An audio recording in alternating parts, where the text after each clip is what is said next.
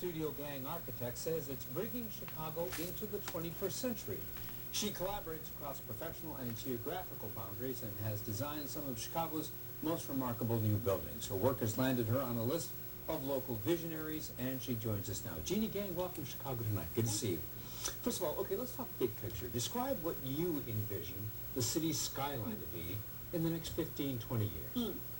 I think Chicago could get a lot denser. I know people have a negative impression of density, but it actually is a really positive thing because... Positive? Yes. Density? How come? Because it brings more people in relation to closer distance from transportation, and it allows more people to access cultural events and learning opportunities. So altogether, if you plan it right, density can really be very good also for the environment. Also for the environment, because what people shorter commutes, you're not stuck on an expressway trying to get downtown and so forth. Exactly. So reduced carbon footprint. Sustainability is something that we hear a lot about now. Whenever you hear about new projects, but it's something that your firm was a pioneer in. How did was it something that triggered it for you? Your interest in sustainability? I think I started practicing in Europe when I first graduated from school, and they were a little bit more advanced in that sense. And in Europe, you usually worked with engineers, mechanical and sustainability engineers early in the process. And that's really what's required with sustainability. You have to kind of collaborate across all these boundaries. And so I kind of learned it through working and then brought that practice back to Chicago. For example, your firm was responsible for redoing the Lincoln Park Zoo pond. Yes. And tell me about the kinds of interdisciplinary collaboration that took place in making that pond something that actually could support aquatic life. Yeah, it's funny because people think architects only design buildings, but we work together with landscape architects and even a hydrology expert to improve the quality of the water in the pond so that fish could actually live there, winter over in the pond, and other animals too. So that's going to be kind of a new living exhibit at the zoo. So there's actually living things in the pond these days? Yeah. It had to do with making the pond deeper and recontouring the edge of the pond, putting plants on an edge around it and softening the edge so that the water that goes back in it is clean. I understand that you say that your firm operates like a think tank, and you do bring in these outside experts. Well, how did outside experts help you with the Ford Calumet Community Center? Tell me about that one. That's a project that's all about people coming there to learn about the cultural environment of the building, and also that the site is a very important migratory bird stopover point. So when we started working on that, we thought to contact an ornithologist who had been studying the issue of bird strikes with buildings, and specifically bird strikes with glass. So we brought in someone who normally doesn't really collaborate with architects, but we together worked on a solution to reduce the bird strikes. What was the solution? Well, he had done tests where he had put glass in the woods with kind of different screens with different spacings on them, and found out what the perfect spacings were for reducing or making the glass visible to birds. And so what we did, we used that as an opportunity to make this really generous porch that people can inhabit, and then it's also protecting the birds from colliding with the glass.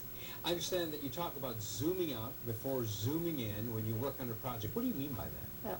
Well, every project has a context that's much bigger than itself, and there's all these kind of variables that are whirling around the project. So to get our head around any particular project, we usually try to we zoom out and see what the factors are. Like with the Aqua Tower, for example, we started looking at density in cities and how what height of a building could reduce this carbon footprint of a household. And so we kind of try to understand what the main question is about each project before So there's a reason it's 82 stories, because of this density issue that you've been talking about, and how that is how that can be a positive thing. Yeah, the more spread out any living situation is, the more dispersed it is, the greater the use of carbon. So I think we didn't really know that when we started. We wanted to understand what was going to be green about this project and how could we build upon that. Let's get those pictures back up of Aqua, because I want to ask you about those curves. It's a wonderful aesthetic thing, the curves on the Aqua building, but in terms of is there anything else that those curves do besides just making it look cool? Well, with Aqua, we started out trying to make the high-rise a very specific building. Usually you see high-rises that are designed to be maybe a shape or a form, an iconic building, but we wanted to make it possible for people in the building to actually step out and be on the building and see specific landmarks in the city. So that's how we determined the curves of the building and really thought of it more as an habitable facade. Well, as I mentioned, it's 82 stories tall, and you're probably sick of hearing this, but my understanding is that it's the tallest building designed by a female-led architectural firm. Did you have that in your head when you were designing it? No. I mean, there are a lot of women architects out there, and they've done a lot of different buildings over the years. But I think, getting the opportunity to do a tower was a bit unique. So I feel Why haven't more women done towers?